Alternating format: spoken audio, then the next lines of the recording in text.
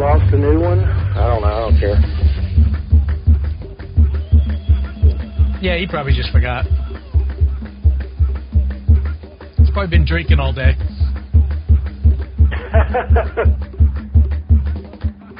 Yeah, it's his birthday. Welcome to the Church of Mabus. Joe played our old song by accident because he's been drinking all day because it's his birthday. He forgot our new song. It's okay, though. I still love that song. That song's actually trapped on my hard drive. I usually listen to that song before every show to get in the voodoo vibe, to get it going. And since my computer crashed, that song's trapped on my computer. So I have to get it off. But first off, before we get to our guest, I have to sing a song for Joe Montaldo, the sexiest man-beast alive.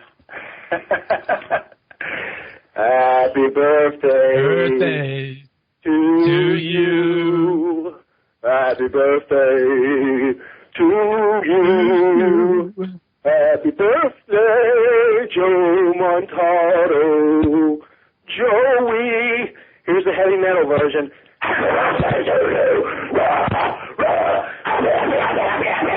Happy birthday to you.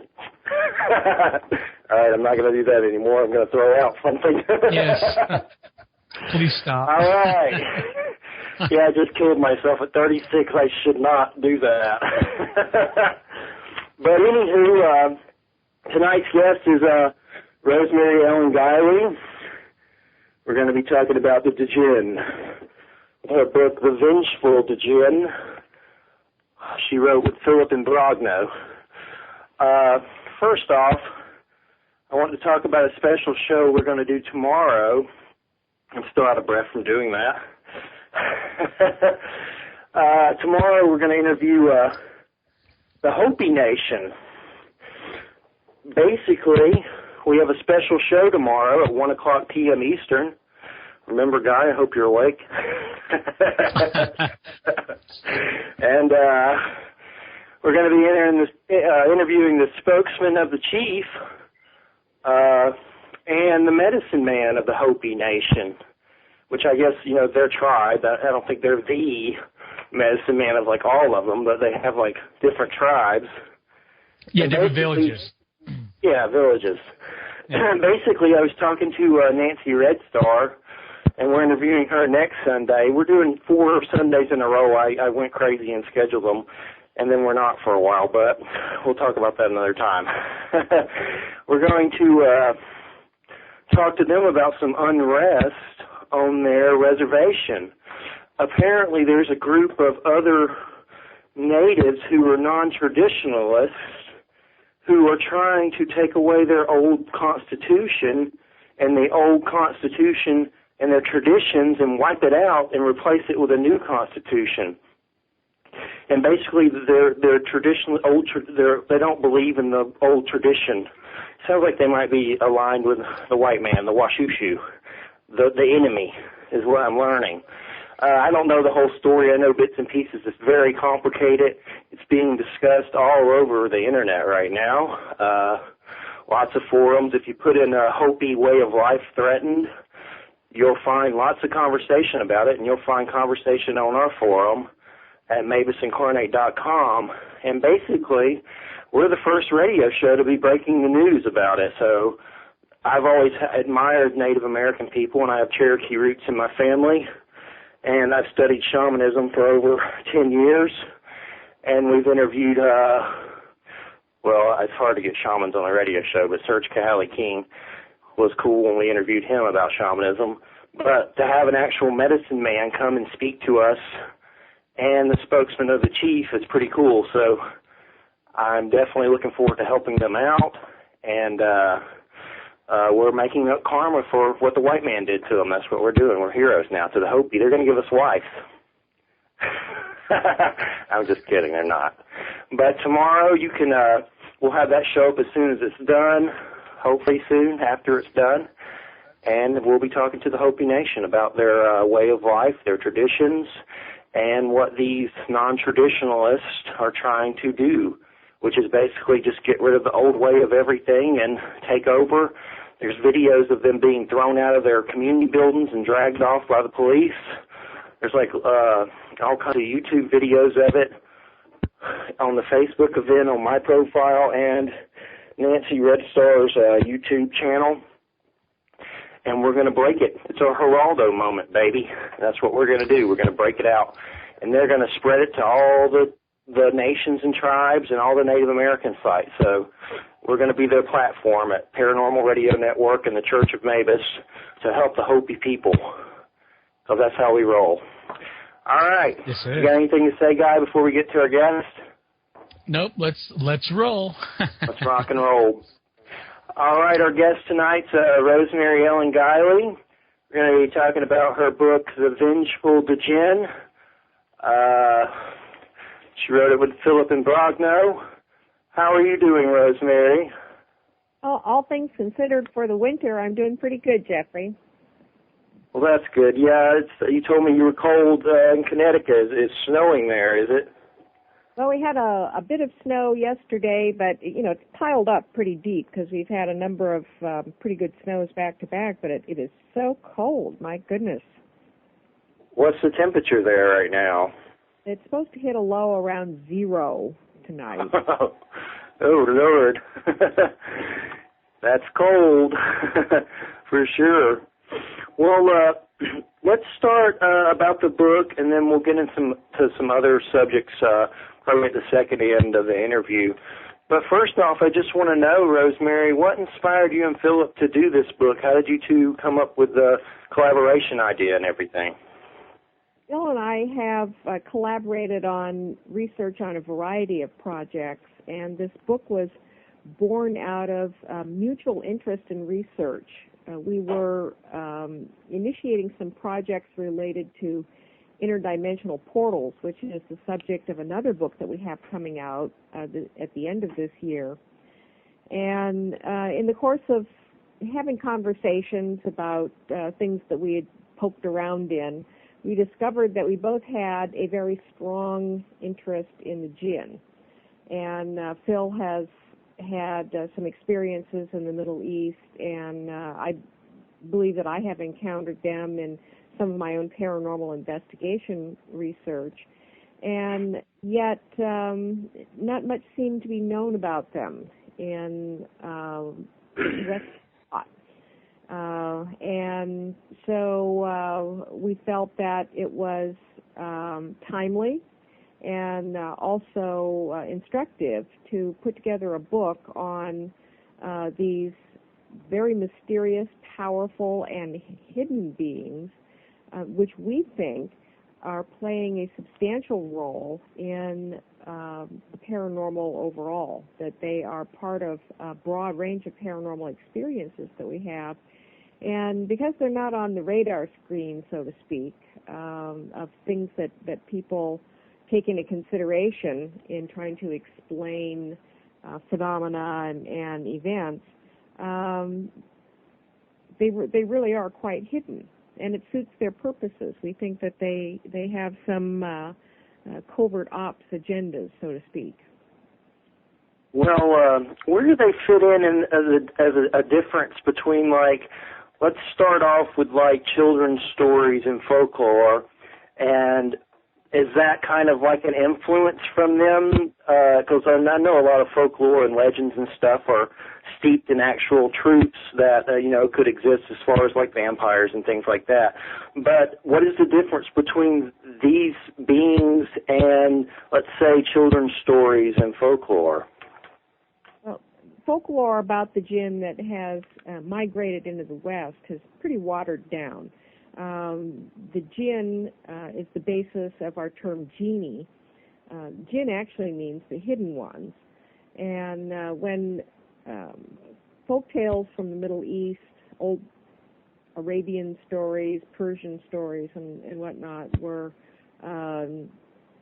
translated for a European audience, the term jinn became genie. And there are stories coming out of the Middle East that genies can be imprisoned in vessels like bottles. They can be imprisoned in rings.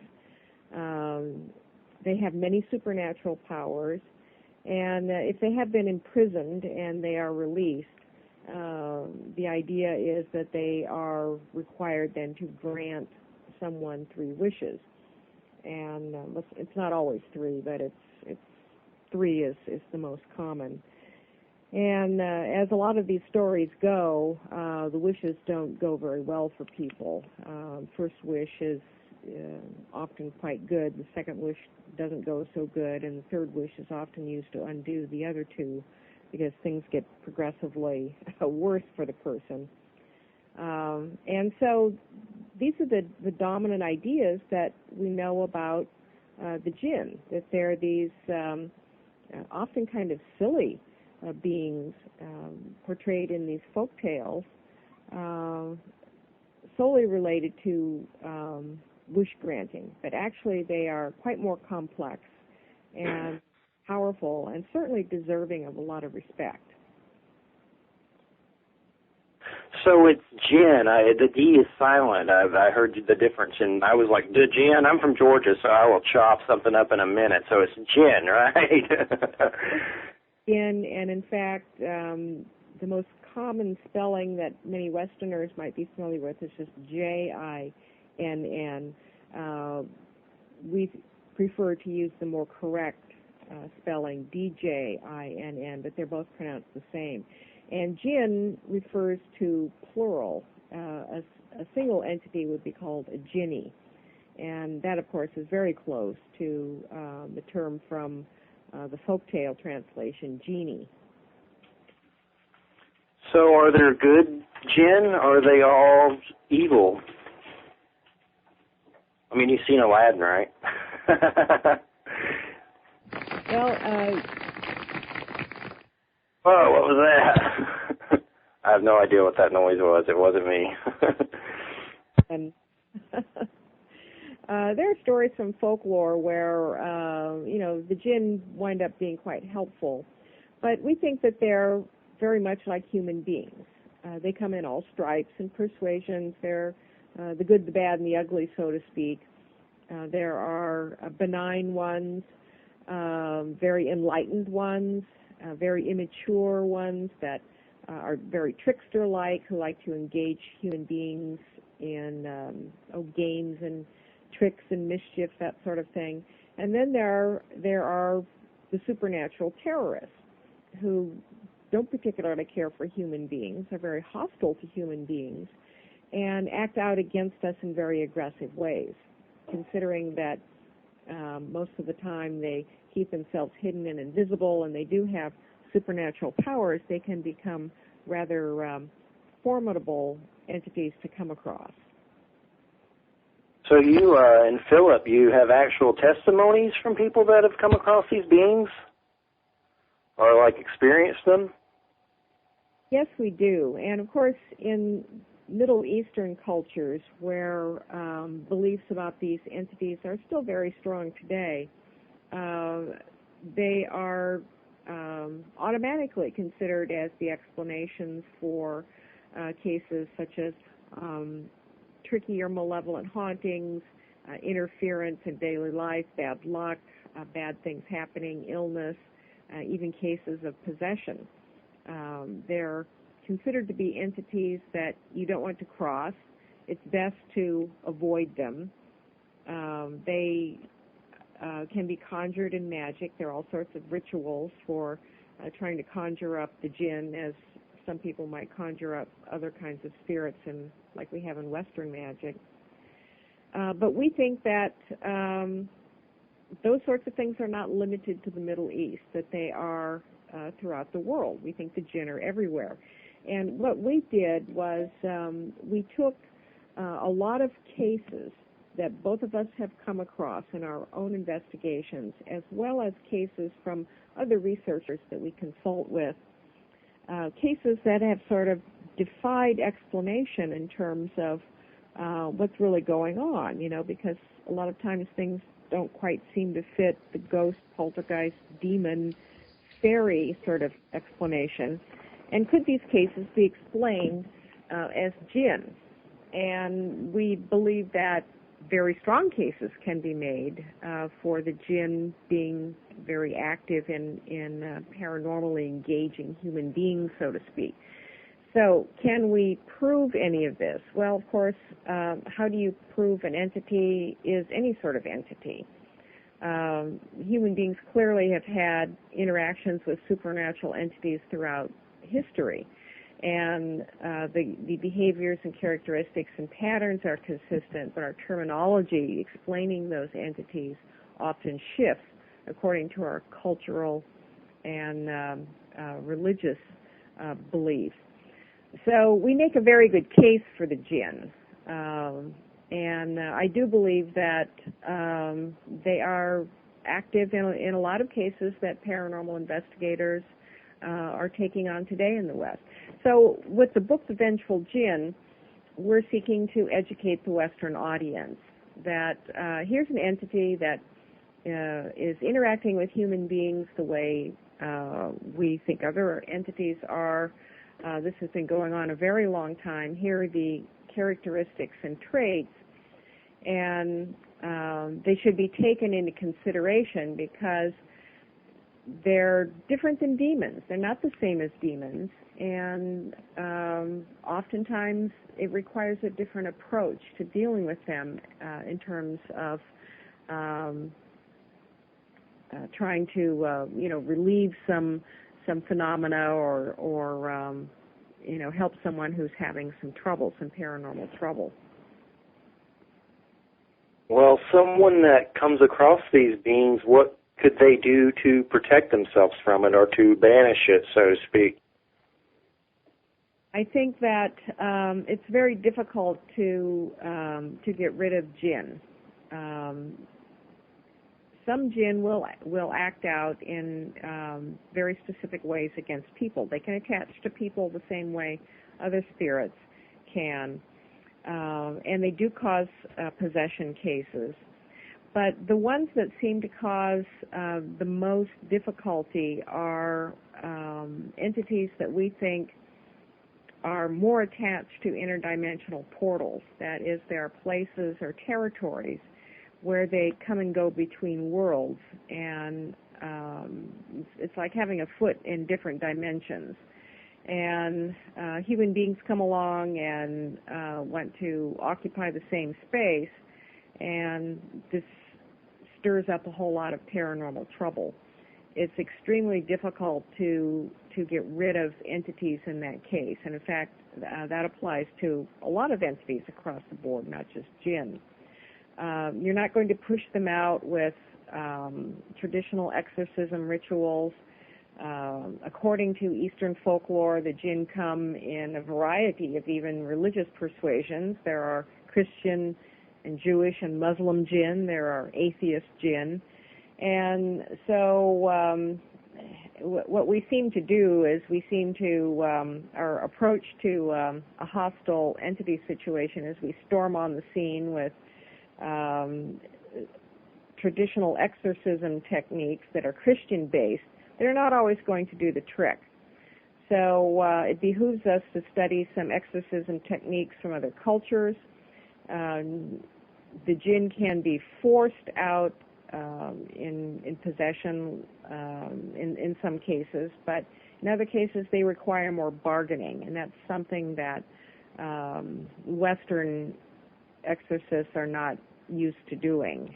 They're more used to compelling things, ordering things to go in the name of certain religious rites, and that's not always going to work against the jinn. And sometimes you're just not going to get rid of them. So you have to make decisions about how you're going to cope. So with the jinn, is it, when you say barter with them or appease, is that kind of like in Asian cultures where they try to appease the spirits and leave different things around to appease them? I'm trying to think of the different things they do, like sacrifices. They leave honey or flowers or something. What do you barter? How do you barter with these creatures? You have to approach something from a context that it's familiar with. And of course, there are lots of exorcism rituals around the world where all kinds of negotiation and bartering is done. Spirits want different things. They either want territory or to be left alone, or they want some sort of food or other offering. And so it depends on the cases. Some of the most persistent cases that I've investigated that I think are jinn-based, the jinn can be temporarily appeased with all kinds of offerings. We've tried Native American tobacco, and because they do appreciate the incense from smoke, and other things like that. But bottom line is some of them just don't go away, and they're far more powerful than human beings. And if they want to occupy an interdimensional space, and they consider you to be a parasite in their house, like we would consider mice or cockroaches to be parasites in our house, well, you can see their perspective. So I know I read on the book that you had a map of some locations of some of these interdimensional portals for the jinn, right?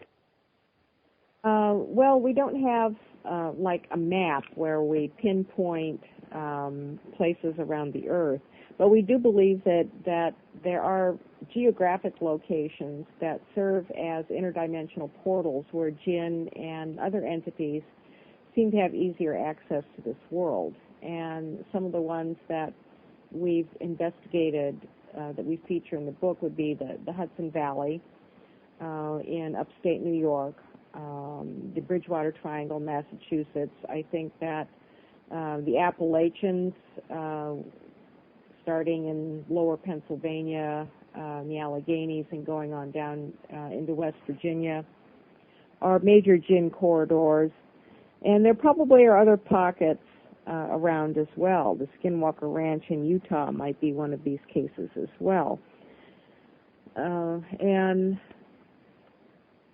it's, I think the Earth is literally pockmarked with interdimensional portals, and one of the hallmarks of these places is a long history of a wide variety of paranormal activity that extends across the board. You have UFOs, Bigfoot, mysterious creatures, ghosts and hauntings, bad luck, areas that are considered to be cursed, where people just have all sorts of experiences, and quite often they're not pleasant experiences, and they seem to be very concentrated in certain locales. And we find that many of these areas share similar geographic traits. They're in remote areas, they're desert areas, mountainous areas, areas riddled with underground tunnels, subterranean water, abandoned mine shafts, negative magnetic anomalies, high concentrations of iron, magnetite, quartz, and things like that. It's very imprecise, but the patterns do exist. Well, I noticed... Oh, go ahead, Guy. Hey, Rosemary, this is Guy. Hey, Guy. Couldn't, like demons and, the Christian view of things just be the Western world version of the jinn? Well, possibly. Are we really dealing with the same kind of entity? I think that in the West, what we usually define as a demon is a very narrow perspective of the demonic universe. I call these entities actually satanic demons rather than demons, because we have this idea that demons are thoroughly evil entities dedicated to subverting the soul, and that they all work for Satan. Well, this is a very narrow definition of demons, and outside of that, the demonic universe is quite diverse. Not all demons, I do not think that all demons are working for Satan. In fact, before Christianity developed the concept of Satan, mythologies were full of folklore and beliefs about demons, that is, interfering entities, who were of all persuasions. The Greek concept of the daemonis, they could be benign or malevolent. And in fact, some of them could even provide good counsel, but they always seem to have a tricky sort of nature. Demons, as they've been defined in most mythologies and folklores, are interfering usually in negative ways, and they've often been blamed for all the bad things that happen to people. But, ancient people who were not Christians wouldn't have considered the concept of demons working for Satan would have been totally unknown to them. So Christianity has really skewed our concepts of demons. And I think that these entities are out there, the satanic demons, but they're not the only entities out there interfering with the course of events and the environment. So we need to broaden our perspective. I guess that's a long answer to your question. Anything else, Guy? No, go ahead, Ben. Well, when it comes to the jinn, I noticed on the book the appearance that he seems bearded, and I automatically kind of got an Eastern feel. Is there a general appearance to them, or I keep thinking of different movies. I know I see a lot of horror movies use the jinn in them. Wishmaster by Wes Craven, where that's the whole story where the victim, does the wish, and then he totally screws them out of the wish and does something insane and kills them. And then I know there's a movie called Jinn. I haven't seen it. It looked kind of cheesy. I know there's another one coming out this year called, I don't know if I'm saying this right, Dibuk Box, D-I-B-B-U-K Box, and I believe it's about a jinn. Now, it looks like it might be pretty good and well done on some level, but as far as their appearance and the wish factor, let's get to the appearance first. Is there a general appearance to them that you know of, or is it just kind of like they look like humans, anyway, anything can go? Well, I want to address one thing first, the Dybbuk. The movie you're referring to, the Dybbuk Box, B-I-B-B-U-K. It's a phonetic spelling. It's usually spelled D-Y-B-B-U-K, and that's a Jewish entity. It's a malevolent entity, sometimes a malevolent soul of the dead. So it's not really the same as the jinn. Now, these interfering entities share common characteristics across the board of hostile acts and interferences that create problems. So how do you know whether you're dealing with a demon or a jinn? It's often a very tough call to make. But the Dybbuk is an entirely different entity, and I wasn't asked to work on the movie project, but I was asked to work on a book project related to the movie about Dybbuks, and for various reasons I didn't take it on. But it's another entity that's not very well known in what I would say the Christian Western lore. But the jinn, their appearance, nobody really knows what they look like in their original state. According to Middle Eastern tradition, they were born of smokeless fire. And the Quran addresses the jinn. And in fact, there's an entire chapter devoted to the jinn and numerous references made to them in the Quran. Smokeless fire could be translated in modern terms as beings of plasma. And they do have the ability to shapeshift. They can shapeshift into any form, like a lot of other spirits. They can take on human form. They can take on monstrous forms. We think that some of our mysterious creatures, some of the entities that we call cryptids, might be jinn in disguise. In Middle Eastern lore, some of their favored forms are snakes and black dogs. reptilian sorts of appearances, but they can look very beautiful and seductive in human form as well.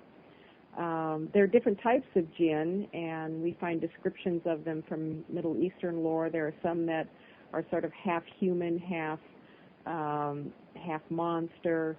The ghoul is a type of jinn, an entity that roams around deserted areas and tombs and, feeds off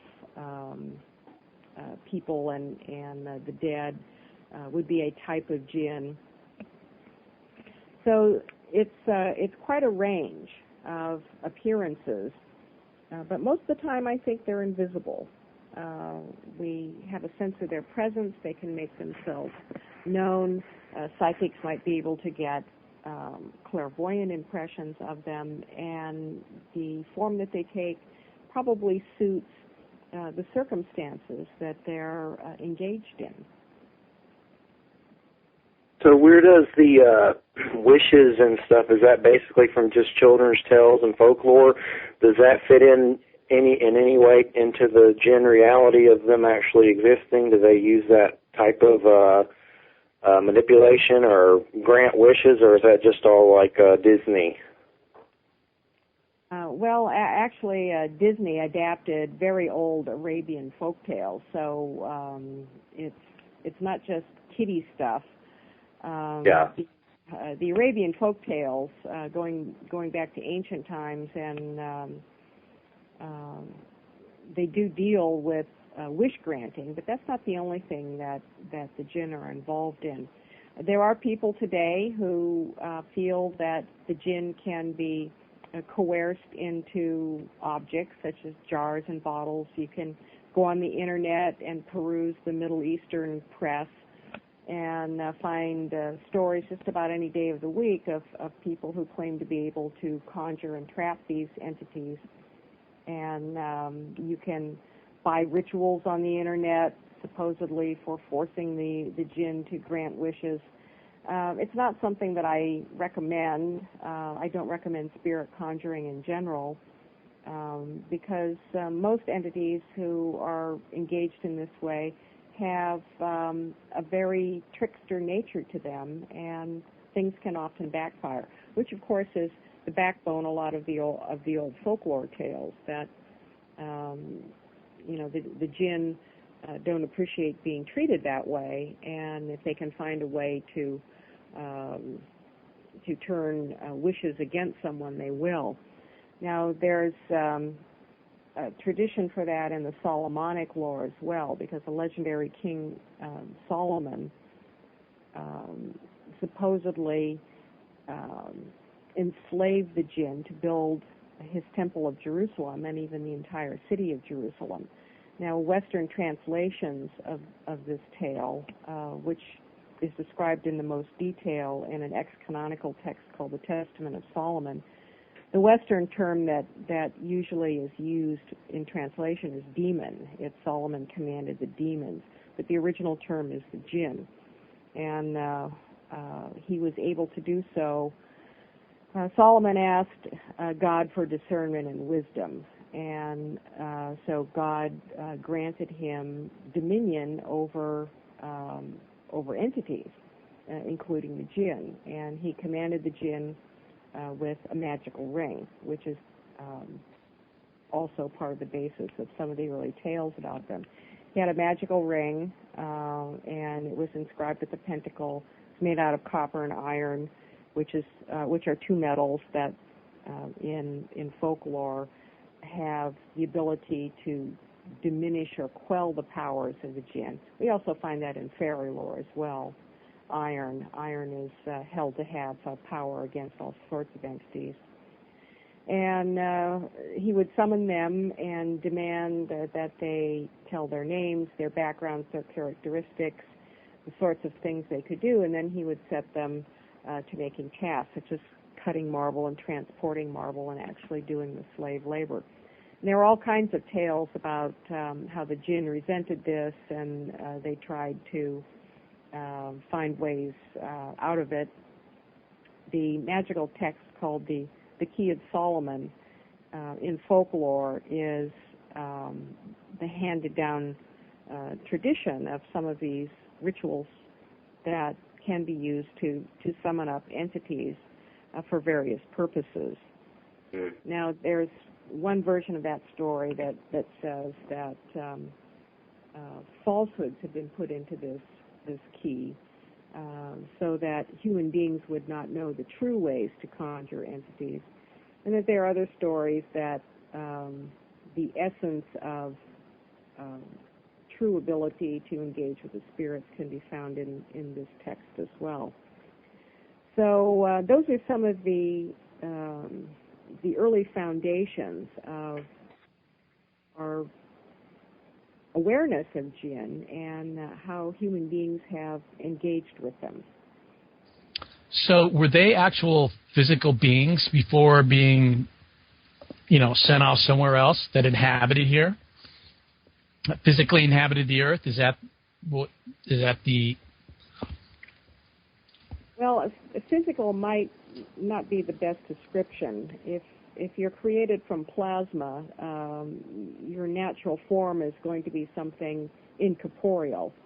According to the Quran, God created angels from a very pure spiritual light, created the jinn from smokeless fire, which in modern physics terms would be the plasma, and human beings from earth and water, clay. And the story goes that when God made human beings, he instructed the angels to bow before his new creation. And the angels did so. But Iblis, who was in heaven and was the leader of the jinn, refused because he said that human beings were inferior, morally, especially morally inferior. And he saw no reason to bow to them. And for this, he and his kind were cast out of heaven. Now, does this mean that the jinn were in heaven? Were they a type of angel? There are explanations of the jinn being very comparable to fallen angels. I don't think that they're one and the same. But at least Iblis, who is the leader of the jinn, had access to the heavenly realm. And so he and his kind were cast out. And Iblis asked for a chance to redeem himself and his kind by proving that human beings would be unworthy. And so God granted the jinn that favor, that they would have until the judgment day to redeem themselves. And Iblis vowed to show that human beings were spiritually and morally unworthy. And so the negative aspects of the jinn, who are often called devils in that description, would be comparable to demons in our view of things, that they do interfere in negative ways and often in spiritual and moral interferences as well. But that's one explanation for what happened to the jinn. So a modern way of explaining that would be, they were cast out and sent into another dimension. They were cast out from heaven. They were cast out from the earth, which was given to human beings. And so they exist in another dimensional realm. And this is where we think that some of the jinn want our realm back. They consider this to be rightfully theirs, and are acting out in ways to recover that, or to try this other agenda of demonstrating that human beings are not worthy to have the paradise that was given to us. I find Solomon fascinating. I recently, a few days ago, was looking at Have the Grail Tarot. I think it's by John Matthews, and pulled the Solomon card. And I've studied about him a bit. I'm no expert, but he's definitely very, very fascinating. And I came across a big file on one of these torrent sites of all these cult books, and I was looking through it, and it had a lot of the books you mentioned about Solomon. I haven't read them, but I was flipping through them and was like, whoa, this is some deep stuff here. But yeah, Solomon's definitely, and it spoke about, God giving him power over all the denizens of the earth, and definitely I know a lot of people who practice magic, are into Solomon pretty hardcore. I have some a documentary about him that's magic-based. I never got around to watching it, but he's definitely an interesting biblical Merlin type, I guess you could say.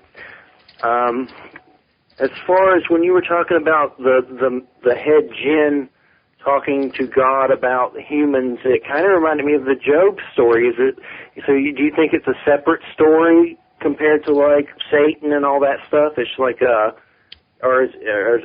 some similarities, aren't there, in some ways? There are similarities, and sometimes the assumption is made that they're the same. Iblis would be comparable to Satan, but our concept of Satan, which actually grew out of the term Satan, or adversary, or tester, and concepts of the devil, was something that evolved uniquely through Christianity. So Iblis isn't quite the same as Satan in terms of a ruler of hell and dedicated to absolute evil. The followers of Iblis are often described as devils, which would be comparable to demons, and they can act in ways comparable to demons. But there are other types of jinn as well.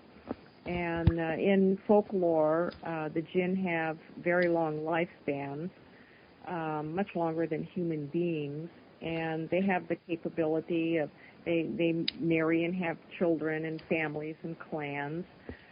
They have the capability of pursuing spiritual enlightenment just like we do.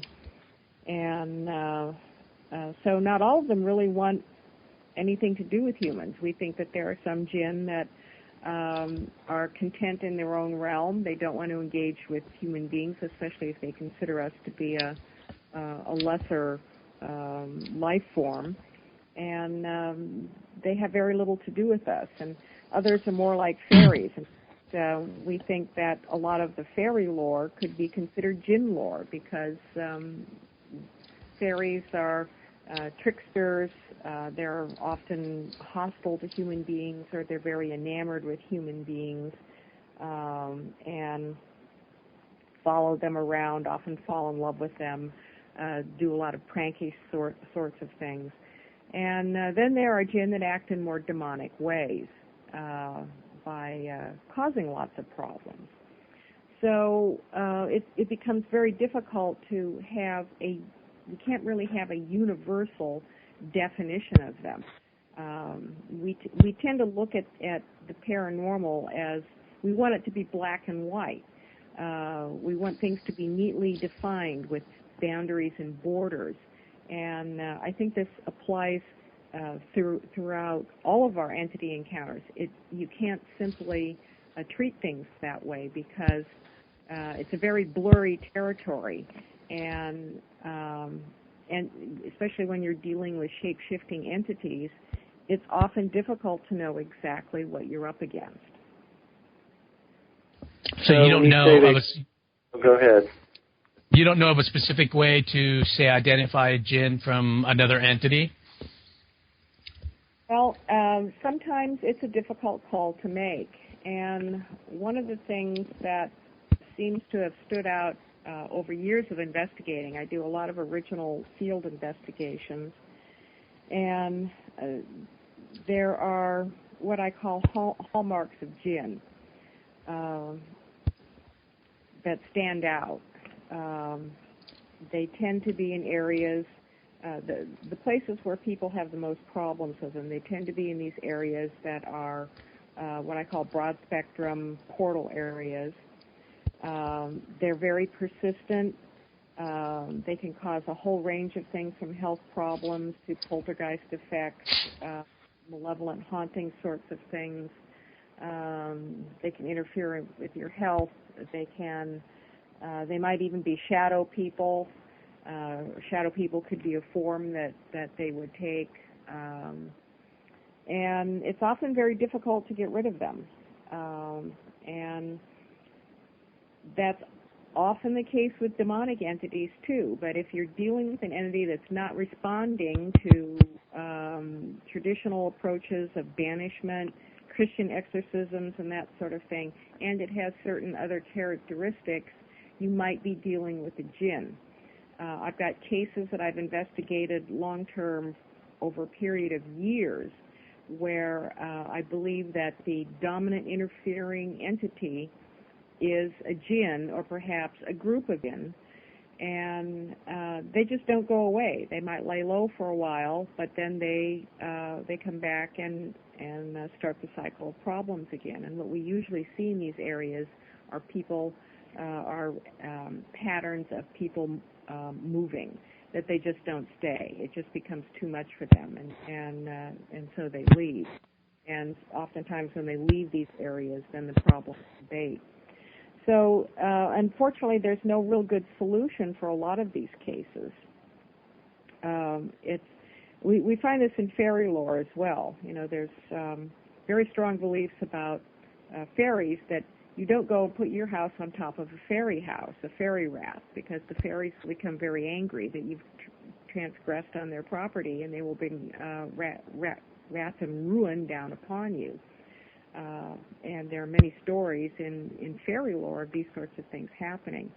What Phil and I did in The Vengeful Jinn was after we described the jinn and their characteristics and how they interact with people, we take that template and we apply it to other kinds of paranormal phenomena. How can we explain ghosts, hauntings, angels, demons, fairies, extraterrestrials, and mysterious creatures and shadow people by the jinn template? And there's a very good fit with a lot of these, especially with ETs, with mysterious creatures, with fairies, and with shadow people. Are we saying that all shadow people, ETs, mysterious creatures, and fairies are jinn? No, we're not, but we are saying that the jinn may take on those characteristics as ways of getting at people. Interesting. So, I guess a lot of, in ufology, a lot of people want to tie in aliens and fairies, and there's a lot of stories that make sense. Even Jacques Vallée, the French scientist who is pretty well respected, has wrote books about comparing the fairies taking you to their world to alien abduction and things like that. Are there any stories with the jinn of them abducting people too? Do they do that? There are stories like that. And in fact, some of the modern cases that I have, people feel they feel that the entity who is, I guess I would say, after them, so to speak, wants to take them somewhere, and they feel it's not going to be a very pleasant experience. There are beliefs about the jinn intermarrying with human beings, that they are capable of doing so, just like the fairies, just like ETs. In Middle Eastern belief, the children, the offspring of these unions would be considered either supernatural beings or even abominations, that this would be a union that would not be desirable. So there are many ways that the jinn can have interactions with us. And what we're saying in The Vengeful Jinn is that we think we might be dealing with fairies or cryptids or demons or extraterrestrials, when in fact there may be an entity behind the mask. It may be something else altogether. And yes, you're quite right about the comparison between extraterrestrials and fairies. Remarkable similarities. And Vallée was not the only one to make those comparisons. Thomas Bullard, a folklorist, has done the same. The thing is that when you start looking at our contact with other entities outside of Western lore and other cultures, you find the same characteristics going on, but people have different ways of describing these entities. And so how do we know whether we're dealing with a fairy or an extraterrestrial or something else? It's often not possible to say exactly that it's an apple or an orange.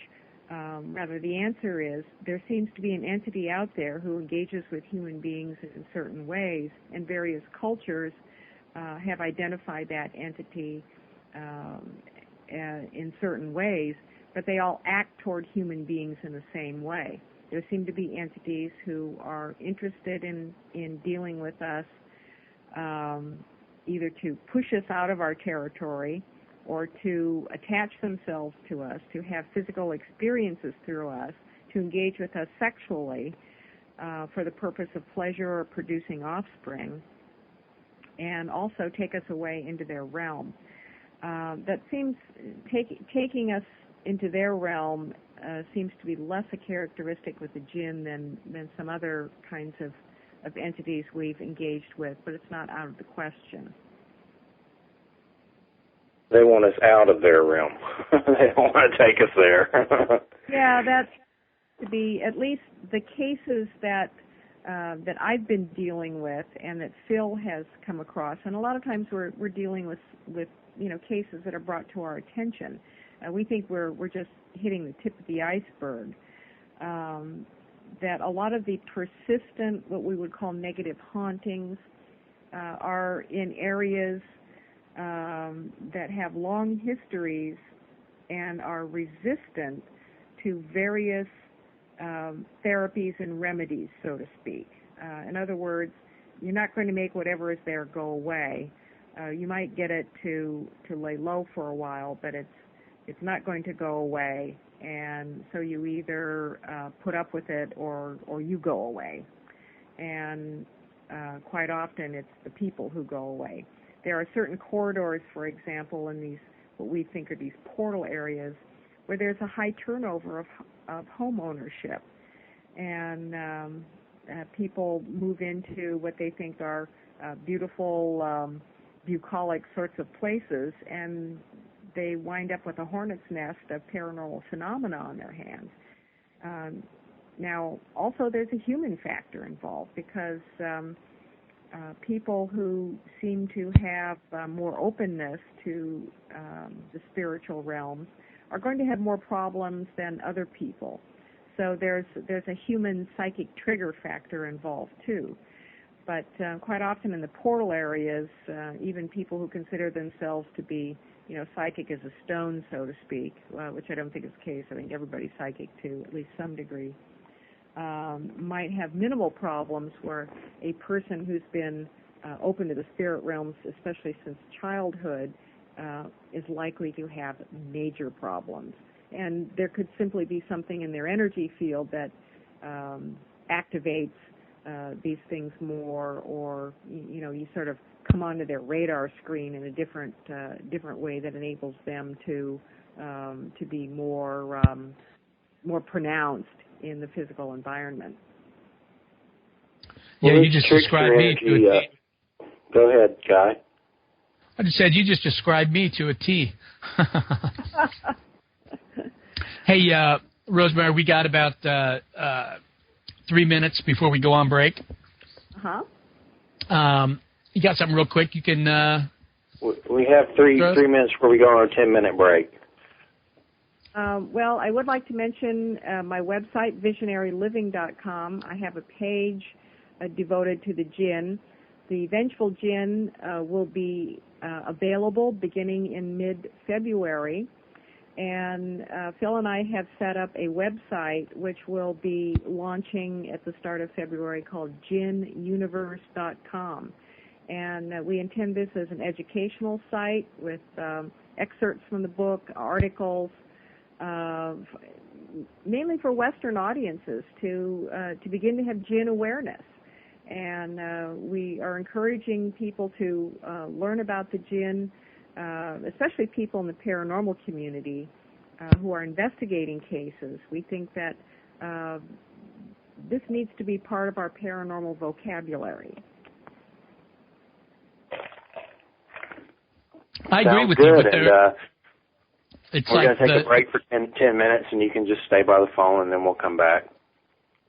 Okay. What'd you say, Guy? I was just saying that the paranormal field isn't really an exact science, you know. That's very true, and every case has to be assessed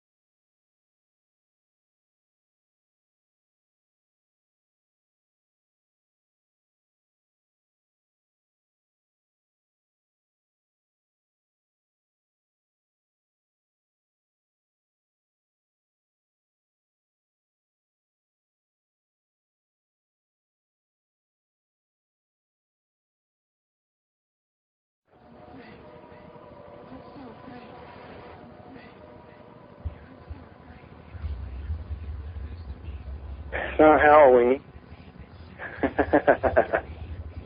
Oh, I'm echoing.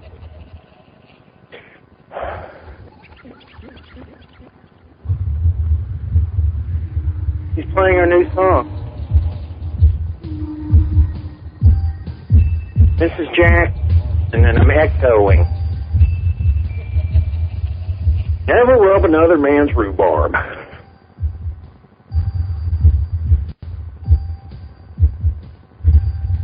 All right, let me quit pacing and go back to my chair.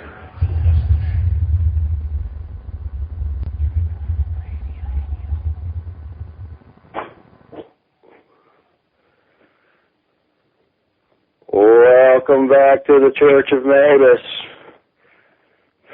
Coming to you live tonight in Florida, guys in Philly. Rosemary's, I believe, in Connecticut. We're marching to the apocalypse, baby, because that's what we do. So, Rosemary, are you there? I am. Before we went to break, did we get in about the websites, or should I announce those again? Yeah, we got those. We got them. Yeah, we got those. We'll get them from you again at the end, too. One more time. I want to get into the vampire topic. I have a vampire fascination. Since high school, people called me a vampire because I'm pale. I have a Dracula tattoo. I went through, when I was in high school, I had cancer and I went through chemo and I latched on the Anne Rice books and I became obsessed with vampires. I was 17 going through chemo, so I was reading these Anne Rice books and I believe I latched on to them so much, I turned into a vampire on some level during that time. And when I came back from school, that was my new nickname. So ever since then, I've had a fascination. I know you've read a book about vampires too, right? I've actually written 3 books on vampires, including an encyclopedia. And when people ask me, what's my favorite thing that I've investigated, well, vampires are right up there because the folklore about them is so intriguing. And they are probably one of the entities that holds the most fascination for us. Well, as far as I know you wrote one book where you got kind of into the vampire culture as far as people that, like the Gothic kind of scene, right, and things like that. My first book on vampires was called Vampires Among Us, and I did the research for that in the late 1980s and around, into the early 1990s.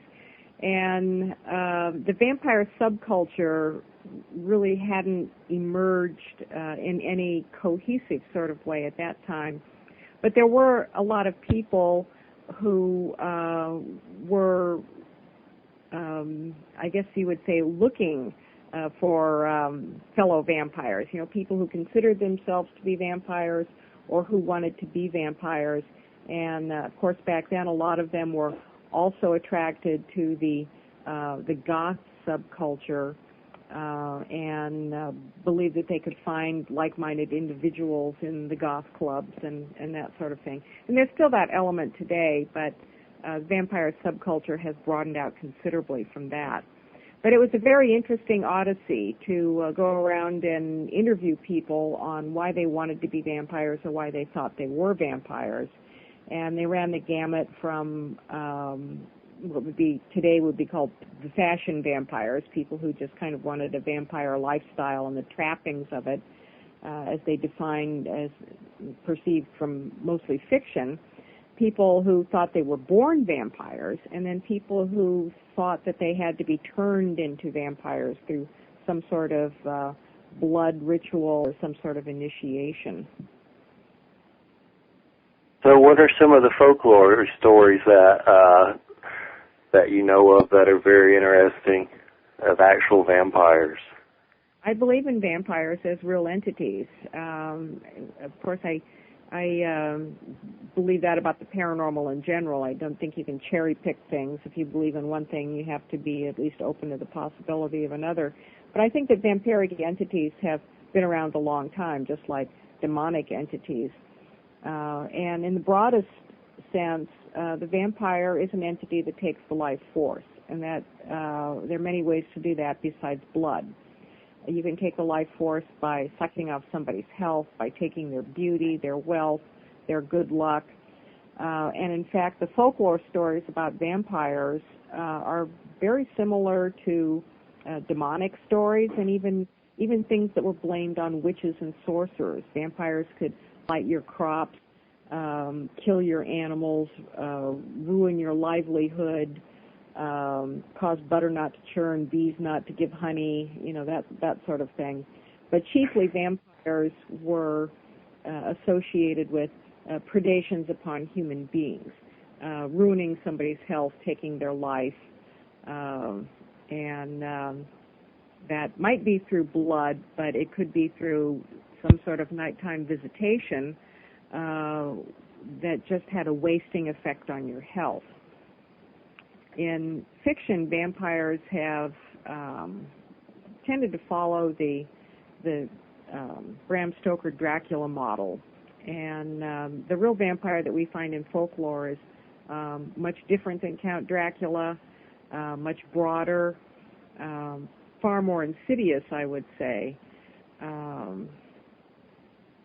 So the fictional vampire, I don't put a whole lot of stock in, but real vampires, yes.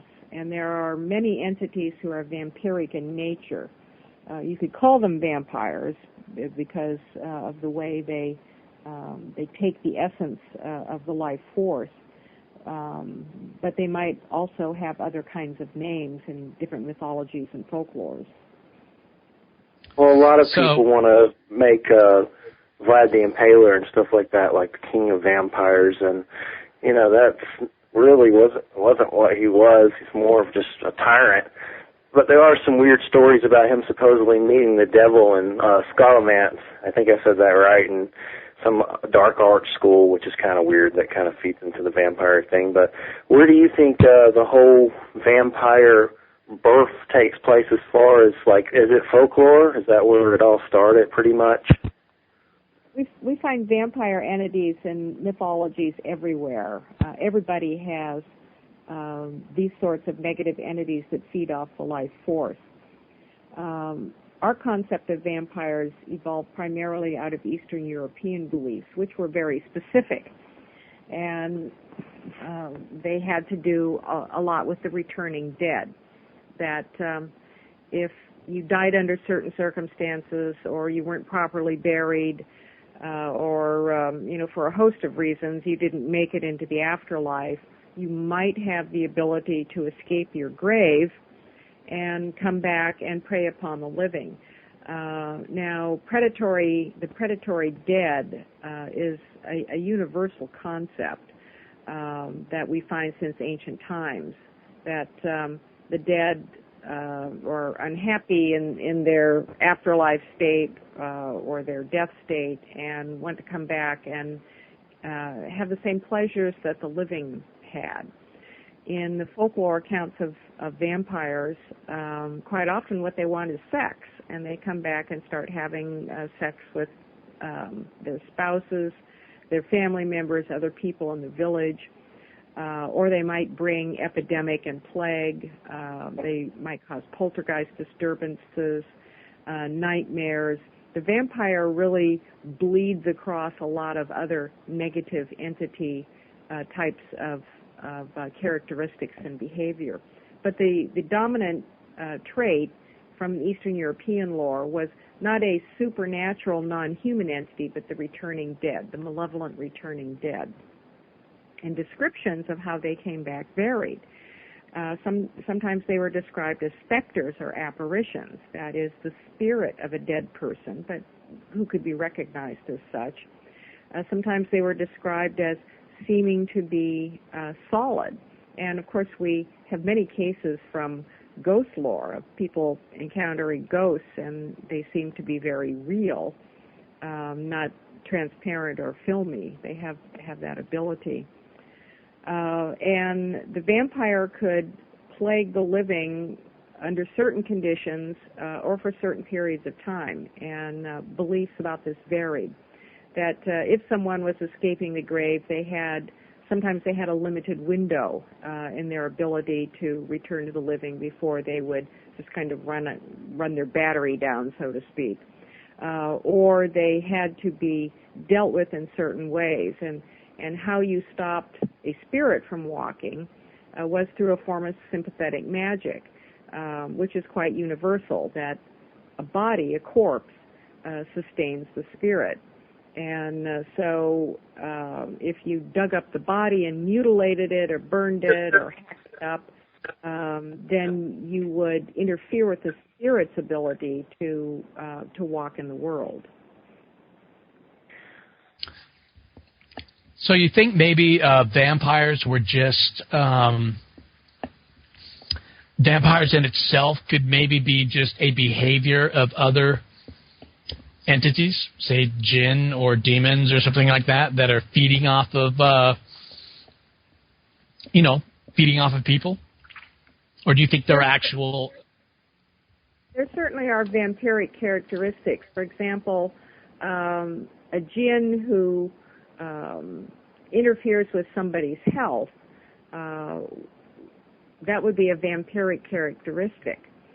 Vampires in Eastern Europe were blamed for plagues and illnesses and blights and things like that. If you deteriorate somebody's health, you are taking the life force from them. You're taking their ability to be healthy and vital in the world, so that's a vampiric trait. But would the jinn be called vampires? Well, here again we get into semantics. And what's an apple in one culture at one time is an orange in another, but they act in the same ways. And in fact, when I was looking at folklore accounts of people's descriptions of how they were attacked by vampires, you could substitute a whole lot of entity terms for vampire and have the same experience. Where do you separate the difference between a nightmare demon and a vampire, for example, or a succubus or an incubus and a vampire?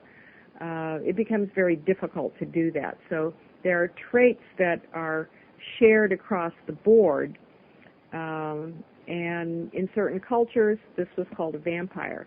Now, there were also other folklore beliefs from Eastern Europe about living people who were vampires, and in other cultures, they would have been called, a witch or a sorcerer, something like that.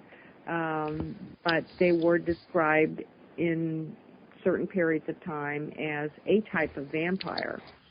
Ex-wife, ex-husband. But some of the stories are quite interesting, and I ran into a whole class of vampires from South America, that they're fat vampires. They don't want your blood. They want your fat. And these exist in the folklore beliefs of the residents of the Andes Mountains. They're living at very high altitudes. And you can imagine that in order to survive the harsh climate, you need some body fat on you. If you lose your body fat, you're not going to be in very good health. And so the vampiric entities who prey on these people suck off the body fat, sort of like a Western diet vampire, I guess. But this so they eat the body fat, like they train the. They take body fat, and they don't touch. They're not interested in your blood, but they take your body fat, and that's how they waste your health, and that's how they kill you. So there are also vampires who are breath suckers and breathers, and we find some of those in Scottish lore. It gets tied in with the malevolent fairies. Asian vampires are toxic breathers. They either kill you by breathing on you, noxious breath, and that's how they kill you, or they use their breath to suck the soul out of you. So the vampire is quite a varied character, far more complex than the fanged blood drinker that got passed down into our pop culture. So some of these people, people that believe they're vampires, could they possibly have some sort of being inhabiting them on some level and using their body or something? Not all of them, of course, but there's some folks out there, definitely that, say they're vampires that are pretty freaking out there, and there's a possibility, there's definitely a high strangeness to them, and I could see maybe some kind of being using them for a host, maybe, or something to that effect. I think all kinds of entities could try to use human beings for hosts, and we couldn't rule that out about vampires. In the folklore, and I'm speaking, when I talk about the folklore, I'm talking primarily about the Mediterranean, Eastern European beliefs that have evolved into our present-day modern, pop culture and folklore beliefs about vampires. They're not immortal. They don't walk around in resurrected bodies out of coffins. Some of them have, like I said, limited viabilities, where they can act out in negative ways, and then eventually they run out of steam, like a battery running out, or they're dispatched by destroying the physical vehicle believed to sustain them. And that was the custom in Eastern Europe of digging up the bodies and looking for signs of incorruption. That was considered to be an unnatural state that sustained the vampire. The vampire needed a physical host to remain viable in terms of attacking the living. So here again, it's very difficult to describe or define the vampire in a very narrow definition, and that's why I say that an entity that takes the life force is probably the best definition of a vampire. Well, I could definitely see a jinn or some type of demonic being. They're trickster beings. I mean, if I was a trickster being, I could see resurrecting a body and messing with people. That would be kind of fun, I guess. If I were evil or whatever. It'd take a lot of energy. Yeah, and, there's some story I have that book, Vampire in Eastern Europe, or some book. It talks about Peter Plugovich or something. I can't remember his name. Does that name ring a bell? Peter Plugovich? That was a case, I think it was from, trying to remember the century. It might have been like the 1500s. Montague Summers was... Yeah, that's him. That's the book. Yeah, he wrote a couple of books on vampires, and of course some of these cases were cataloged by other researchers as well. It was in the first part of the 18th century that vampires became known outside of these rural areas in Eastern Europe, and they just fascinated researchers and other people. Of course, they were adopted right away into the performing arts because they're a wonderful sort of villain to have. But the Peter Plogowitz, I'm not sure I Gajowitz, that was a Serbian case, and he died. He was like kind of an elderly man. I think he was in his 60s, and he died. And several days after he died, he appeared in his home as presumably a specter and asked for food. And his son gave him food to eat.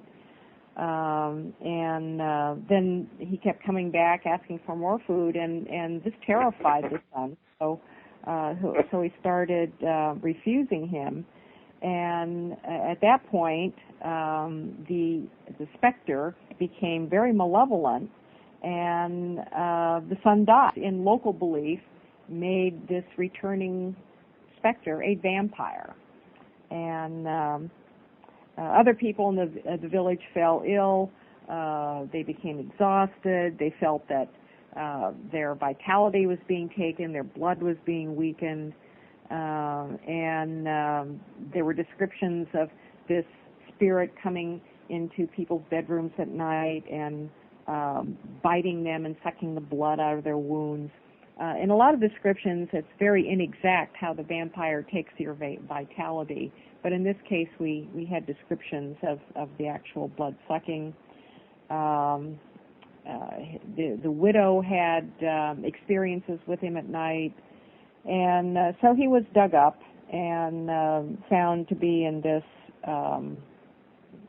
incorrupt state, and was dispatched. I think his corpse was burned, as I recall, and he had. Oh, one of the things was he had demanded that his widow give him his shoes. This sounds like something a ghost would do rather than a vampire, but you see that these cases are not Dracula cookie cutter cases. They embody other kinds of characteristics. So just to be on the safe side, when they burned his corpse, they burned his shoes too, thinking that give me my shoes and a burger. Right. And some Funyuns, man. Yeah. They're definitely fascinating. Some of these people went crazy with the vampire craze, though. They kind of went nutter butter, didn't they, on it? Like the witch burnings and stuff. They kind of went overboard possibly with it a little bit. I know there's bells and coffins and stuff, like you ring a bell if you're alive in the coffin from back in the day. I forget what they called it, but they would put a string in the coffin, and if you woke up, I guess if you were dead, you'd ring the bell. Yeah. There's some speculation that vampires might have been just people who were accidentally buried alive because they were thought to be dead. I don't think that really explains what I would call the classic vampire cases, which really were people returning from the dead in some form or another. But when especially an epidemic went through a village, it was often strongly believed that a vampire was causing the wasting sickness. And so in order to stop the epidemic, of course, they didn't understand about bacteria and viruses and things like that. The remedy would be to find the dead person who was responsible, and you had to maybe even dig up a bunch of bodies if you didn't know exactly who it was. If a number of people had died, you had to dig up a bunch of bodies. Well, of course, the Westerners who came to investigate these cases considered this to be quite barbaric and repugnant and very primitive. And in fact, the Christian Church, as it slowly spread through Europe, some of these rural areas which were more resistant to Christianization, the Church tried to stamp out vampirism, considering it to be a disgusting pagan practice, and in many cases couldn't. So the Church adapted, just like the Church adapted itself to a lot of pagan holidays, and argued that, well, all right, if you're going to dig up bodies like this, it has to be done by a priest, and the only things that are going to work against this evil are symbols of Christianity, the crucifix, holy water, and things like that. And so we have these Christian elements that got grafted onto a very pagan practice. The pagans didn't deal with vampires with holy water and crosses. They had other ways of dealing with vampires. So the idea that vampires recoil in front of a crucifix and burn, when they're splashed with holy water, these are all pretty much fiction embellishments on those practices. One of the most interesting cases I came across, and this just goes to show how unglamorous some of these things were. I call them the diarrhea vampires, and it was a case that would occur periodically off on an island off the coast of what used to be Yugoslavia, and periodically would be this epidemic of killing diarrhea. That would be the dominant characteristic. That's how people would die, this almost like a dysentery sort of thing. And so the villagers would go around digging up these bodies looking for the diarrhea vampires. That's literally what they were after. And the one case, how I found this case was because some of the vampire hunters were arrested. This was very much against the rules of the church, and so when these people were digging up graves, they were caught. They were charged with desecrating graves, and their punishment wasn't all that severe.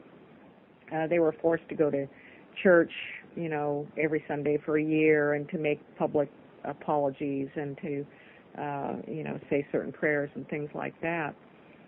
But it was all about diarrhea, and not the glamorous stuff that... No, it's not the aristocrat or thought, that's for sure. Something Spielberg is going to make into a movie,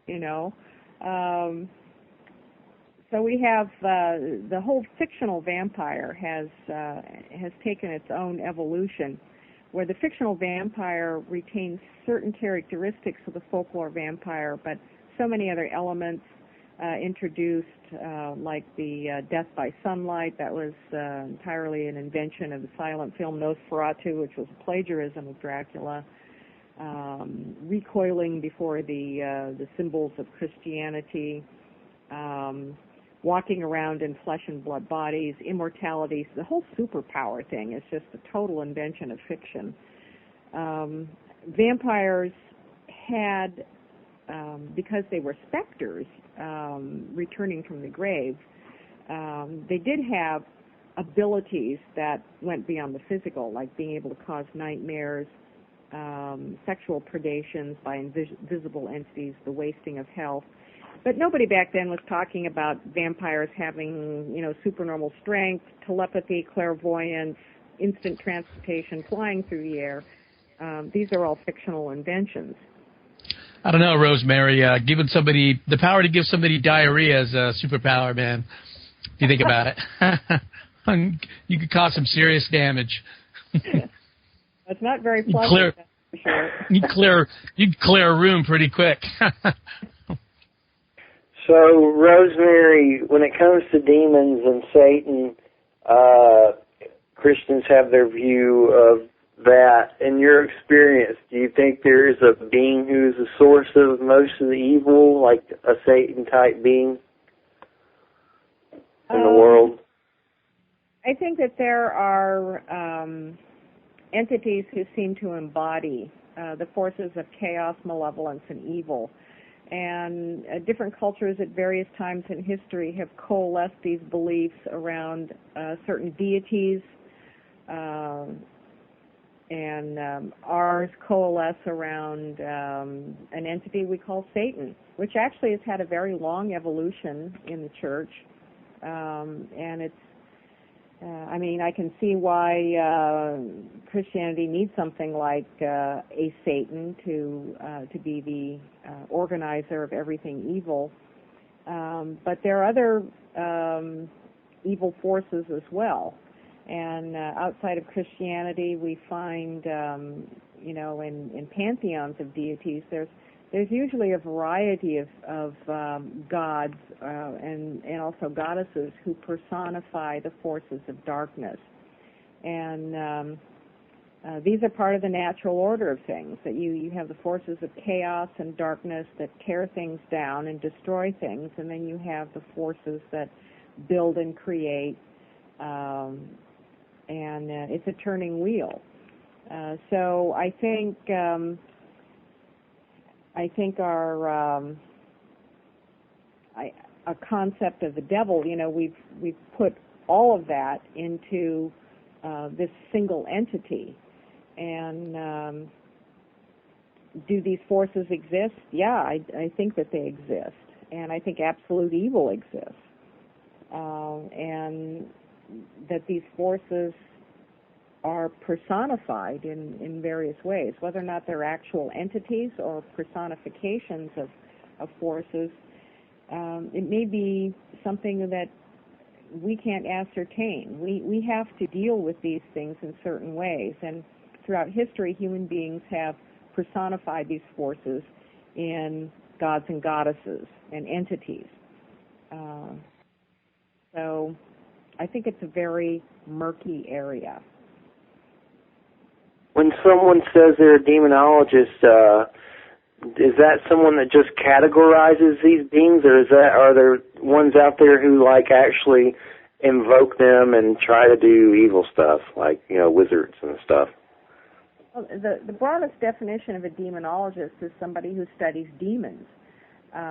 We tend, in our pop culture, we have come to look at demonologists as people who go around and try and exorcise these satanic demons, when actually it's a much broader field. You could be a demonologist and just simply study demons and not be engaged in much conjuring of demons or the exorcising of them. Christianity has tended to crystallize and concentrate things in a very narrow definition. Most of the magical grimoires, which would be conjuring books, the entities are often called demons. Sometimes they're called angels. Sometimes they're called spirits. They are entities out there of a variety of persuasions that, according to these texts, can be summoned for a variety of purposes. And even in demonic lore, there are some that are held to be the teachers of wisdom, the secret teachings and knowledge, and even the healing arts, as well as being more malevolent forces. The thing about demons is that, bottom line, they seem to have an unpredictable, uncontrollable, and trickster nature to them. So I think that even if you think you're dealing with benign or helpful demons, there's still that element that can go out of control. And I think this is where people get themselves into trouble by experimenting with conjuring. They think that they can always keep the upper hand, and they might conjure up something that can get away from them very easily. Well, that's like this trickster energy that exists in different pantheons like Norse and Native American. You have Loki and Coyote. I definitely know without a doubt there's a trickster energy in it. It's heavily involved in ufology. And I can also, I've thought about this before, but I'm thinking about it a lot more since we've been talking about the jinn, how some of these beings who are trickster-like can, take on these forms, and some of them may be doing it just to have fun with humans.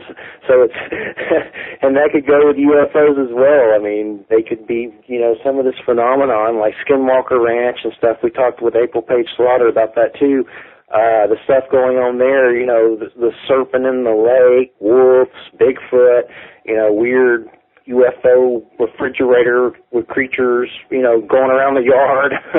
Definitely some trickster stuff going on, and I have a great interest in the trickster energy, and I know that a lot of people have talked about it in ufology, as well as I was talking about on break, the Coyote Native American tales. Coyote is sort of like their, devil sort of, but he's always, there's a humor to him. But the trickster theme throughout all of this is definitely something that is very fascinating to me, and I think not enough people are looking at it, that there is a trickster element, especially with, everything with paranormal and UFOs on many levels. I'd even go further to say that the trickster is part of the very foundation of the paranormal. Almost all of our engagements with paranormal phenomena have a heavy trickster element to them. And I think this is one of the reasons why so many things defy explanation and also resolution. We can get all wound up over UFO waves and mysterious creature sightings and things like that, but there's very seldom any resolution. There's no, the proof is elusive. UFO waves go nowhere. They seem to build up in tension, and then boom, it's over, like the exploding cigar. Researchers including myself. We try and track things down, get on the trail of things, and just when you think something's the most promising, you wind up in a dead end, or you find yourself going in circles. And so is there a force out in the universe that just wants to have a big chain yank and a joke on things? Well, we find tricksters in all mythologies, too. So human beings have recognized this force since ancient times, and it seems to play a very significant role in cosmic order. Yeah, that's kind of like, that's kind of like the person I am. I've said before, if I died and came back as a ghost, I'd be messing with people left and right. Just having fun, you know what I mean? Just messing with their heads. There seem to be all kinds of entities as well that don't want to do anything other than just have a joke or have a laugh. They haven't got any other purpose. And stupid humans. We kind of wonder why things happen. We're always looking for the big meaning in things, and there may be no meaning. There may be nothing other than something having a good laugh at your expense. The great mystery. Some things you just can't figure out completely. As far as some of your investigations, what are some personal paranormal experiences with you that stand out that you'll never forget? Well, I've certainly had a lot of them over the years, and you can't get involved in the paranormal in researching and especially investigation without having experiences. And, of course, a lot of these occur on a psychic level. I had psychic experiences when I was a kid. I think most kids do. They were probably more prominent for me because of other members of my family having marked experiences. So I was inclined from an early age to want to explore the psychic. I've encountered just about everything that I've researched. I haven't seen Bigfoot, and I have not been abducted to my knowledge. I have had encounters with entities that I would class as aliens or extraterrestrials. I've encountered demonic entities, jinn, shadow people, angels, fairies, and hosts of unknown entities that I simply have, ghosts of the human dead, and other entities that just fall into a class of unknown. What are they? They might look sort of animalistic, but not quite animalistic, or they might be more forces or presences that have certain characteristics, but who knows what they are. I have been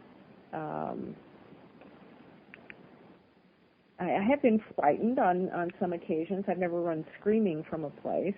I have made prudent exits sometimes.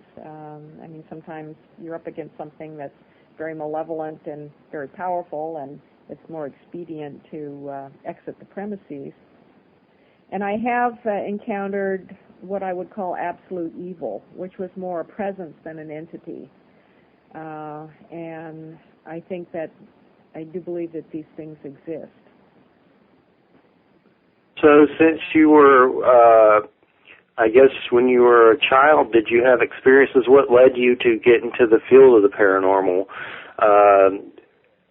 As a perception, as far as that childlike innocence of being able to see things, it seems like society and adults, try to get rid of that on some level with introducing you to the material realm.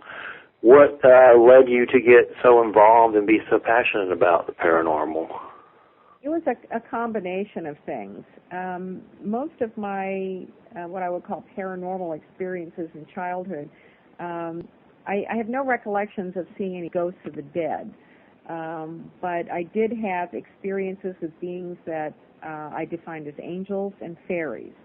And I think a lot of the invisible playmates that children have, it's not imagination, it's probably something that's coming from what we would call the fairy realm. They seem to have a major interest in children. and also the area of precognitive dreaming and astral travel and dreams. At a very young age, I became interested in dreams because my mother had a lot of precognitive dreams. She also had visitations from entities, and she didn't like having these experiences. My sister also had some experiences.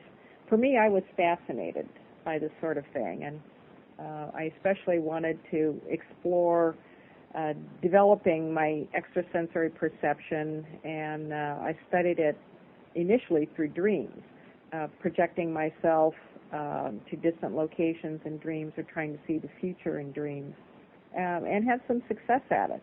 Not 100%, but enough success to convince me that these sorts of things could happen. I also had a voracious interest in science fiction and fantasy and the paranormal and horror from a fictional perspective. And at a very early age, I wanted to be an astronomer. And that really puts your mind out there into the cosmos. You have to go beyond the bounds of Earth to think about astronomical things. I had a passionate interest in mythology, and I read all the classical mythologies, the Middle Eastern stuff, the Arabian folk tales. So all of these were very early influences on me. And when I got older and had some experiences, I wanted to explore what was going on, and also why this was such an uneven playing field, why some people could have more marked experiences than others. And I was especially put off by individuals who attempted to tell me that I didn't have the experiences I knew I had. You know, it was all in my head, it was all my imagination, these things didn't exist, when I knew from my own experiences that they do exist. So those were all the things that led into this. And then over the course of time, I took quite a bit of training in energy healing and intuitive and psychic development, because I wanted to be able to validate things more. And I don't really go into an investigation as a psychic per se, but I think any investigator who's truly attempting to understand the unseen has to engage the psychic faculties in some way. Consequently, these paranormal investigation teams who claim to be all science, all equipment, they're missing 90% of the action, because equipment is not going to record most of the things that people have experienced throughout the ages.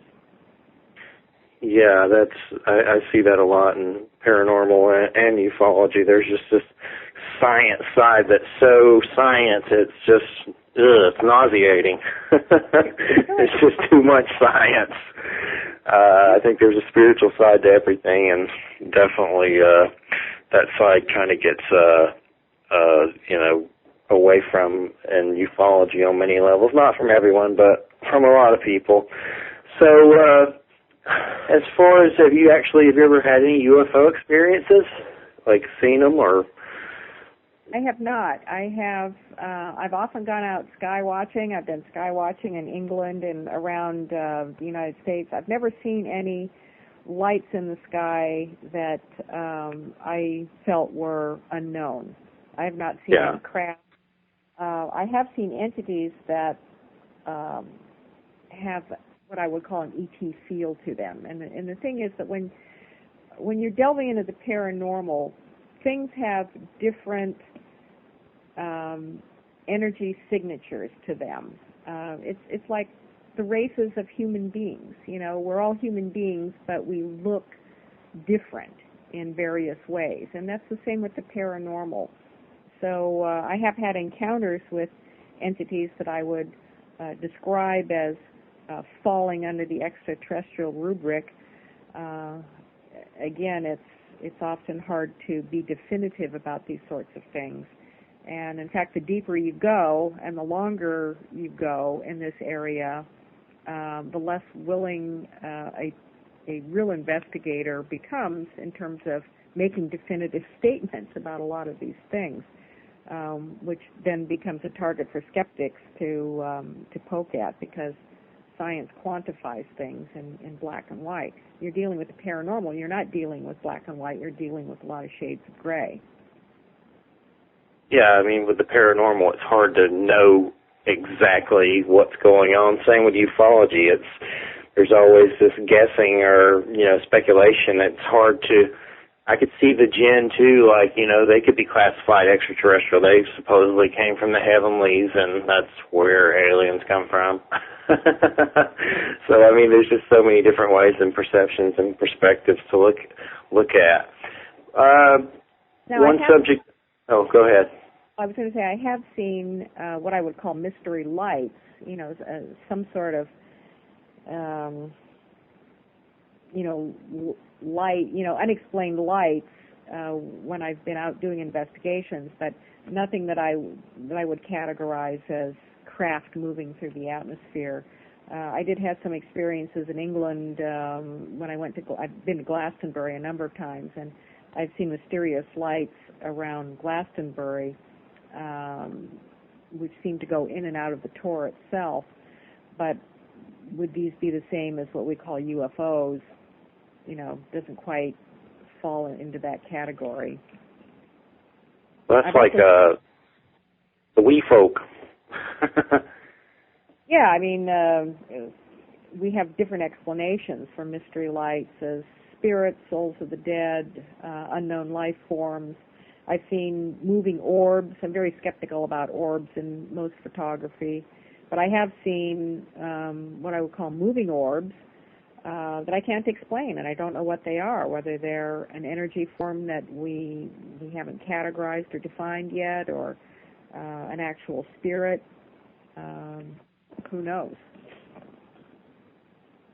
So, just for guys to tickle his belly button for a minute, what do you think about, do you think werewolves actually exist? I do. But here again, things have been, I should say, twisted in fiction. And I think that werewolves or dogmen, there's mythology about dogmen going way back to ancient times. And the werewolf would be more of a shape-shifter, a human being who shape-shifts into the form of a wolf, whereas a dogman would be like a hybrid sort of thing. In fact, some of these creatures were described as having human torsos and the heads of dogs, sometimes the paws of dogs. But I think that these entities also exist in their own right in other dimensional realms, and they come into our world through a lot of the portal areas. And Linda Godfrey is probably the reigning expert on especially werewolves and dogmen in American sightings. And there seem to be a lot of these corridors in Wisconsin and Michigan. And she's done quite a bit of documentation of those. I'll have to write her down there for possible interviews. So when's this interdimensional, what's it called? Are you doing that with Philip, or is that on your own? The book about portals? It's called, the title is Multidimensional Portals. It's got a subtitle which escapes me off the top of my head, but it's something about the origins of paranormal phenomena, or the origins of the paranormal. Is another book that I've done with Phil, and that will be out in December this year. Nice. I gotta get Phil on sometime. He's been on my, he's on my bucket list. Definitely on the old bucket list. So is that basically just more detail about these portals and that you're talking about with the jinn and everything? Just a lot more detail regarding the subject? Yes, we bring some of our case studies into it.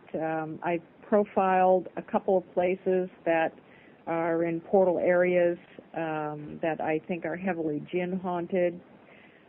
We re-examine the Hudson Valley as a portal area, the Bridgewater Triangle in Massachusetts, the Hockomock Swamp, and talk about the characteristics that we feel define these, the sorts of things that happen.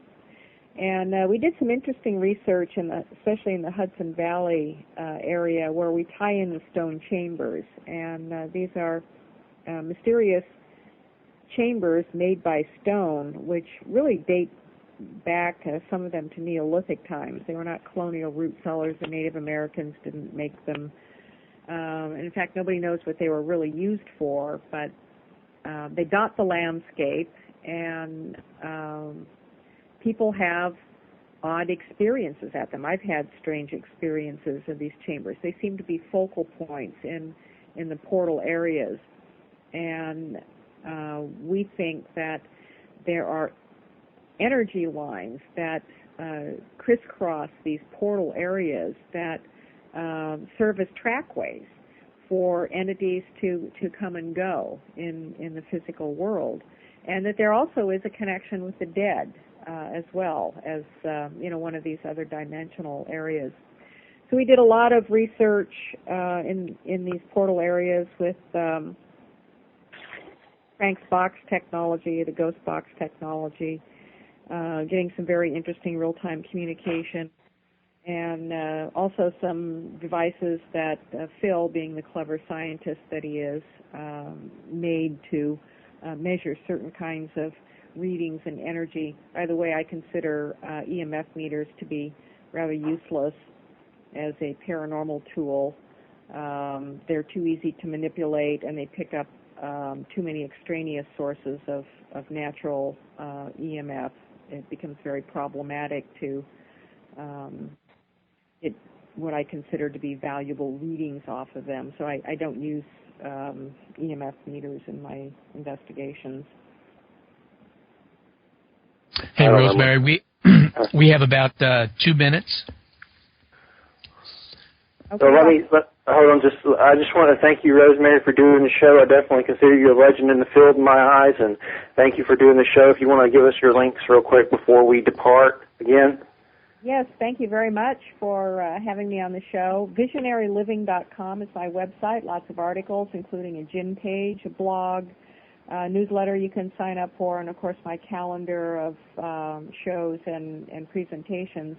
And as of early February, we'll be going live with our gin website, ginuniverse.com, and that's spelled DJINN, universe.com.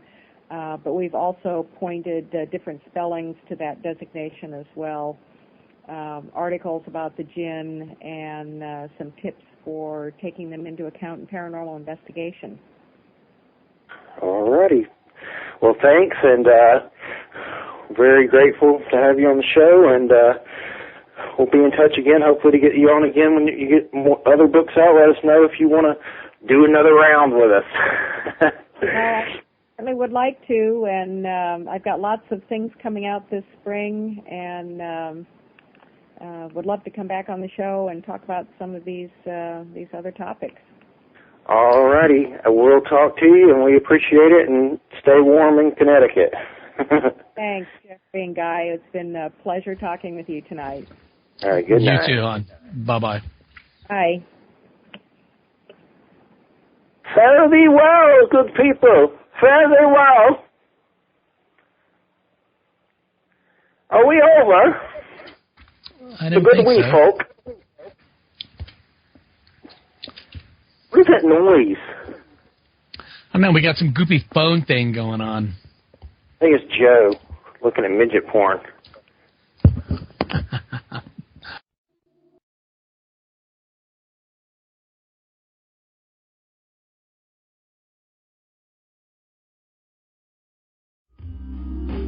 Are you interested in a radio program that focuses on the deeper aspects of the UFO topic? Would you like to explore the facts and truths of what ufology